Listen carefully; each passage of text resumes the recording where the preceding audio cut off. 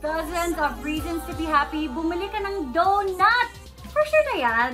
Agree ako dyan, Mars. Pero, kung hindi mo naman yan maubos, kasi Mars, ang hirap din ubusin nun sa isang upuan lang, di ba? At huwag nyo naman sigurong gawin yon. Depende kung sino kakain, Mars.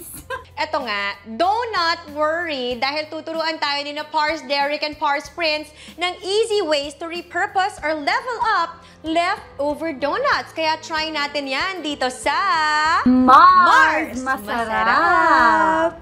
Naiintriga ako dito, Mars, kaya silipin natin ang version ni Pars Derek. Tuturo ko sa inyo kung meron kayong mga leftover donuts from snacking the night before at gusto nyo ulit kainin ngayon at medyo gusto nyo may onting tweak ng flavor, so pwede itong gawin to kasi ito yung ginagawa ko personally. Gagawa tayo ng strawberry shortcake na donut. Donuts, strawberries, and Kunin natin whipped yung cream. leftover That's donut. it. Okay. Hatiin natin. Alright, that sounds good, Mars. Correct. So, ang una mong ginawa, Okay. Pars, ay hinati sa gitna. Siyempre, kukunin nyo ang strawberries. Pinarap. Ooh, paikot. The more the merrier, syempre. Tapos, siyempre, lalagyan na natin ng whipped cream. Uy, toppings. Grabe, grabe yung nilagay mo, Derek. Oh, Halata sobra. ikaw yung kakain no? talaga. Strawberry whipped cream. Patong na natin to, ating donut. So, ito na po ang finished okay lang product. naman yan, basta in moderation. Nga, So, ang tingnan natin, hilig, masarap. tinodo niya talaga, Mars. Feeling ko bihira lang ang cheat day nito ni Derek, kaya sinagad niya na Mars. Ooh, Wow, sarap! look at that. So yun, mga Mars, mga Pars, ngayon nakita nyo kung paano natin ginawang special ang mga leftover donuts nyo. Masarap na at sobrang simple pang gawin. So yun guys, salamat sa panonood.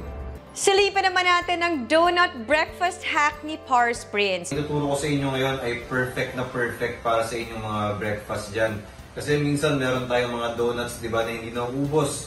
So ngayon, tuturuan ko kayo kung paano gumawa ng leftover breakfast donut.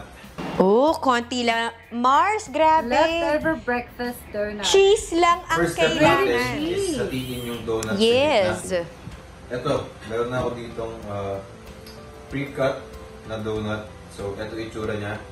Then, ang ating next step ay ilagay yung grated cheese. Wow, nilagay pa ng butter. Mars, perfect ang butter kapag may bread, 'di ba? Tapos iinitin mo, the best talaga. Ayan. Donut So, dito.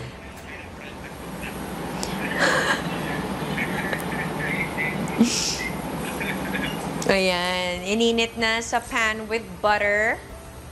In fairness sa donuts, Mars, no? Or yung ganitong cut, yung tinatawag nilang bagel na cut, very ano talaga siya, Then, flexible, yun. it's very, Tapos na siya. ang dami mong pwedeng gawin. Pwedeng matamis, pwedeng hindi, pwedeng Kung gusto niyo, savory. pwede pa kayo mag-add ng konting cheese. Dagdagan pa kasi yung nilagay niya, kulang pa. Ayan, ito yung Oo. sinasabi namin Gusto po in ang ating, moderation. In leftover moderation, correct. breakfast donut. Try nyo mga Mars. But thanks guys for showing us how we can make use of our donuts even the day after. Kasi di ba Mars, pag hindi na siya fresh, parang ayaw mo na lang siyang kainin. Tapos Mars, may enjoy mo pa siya ng iba na yung version niya. So yun yung bongga.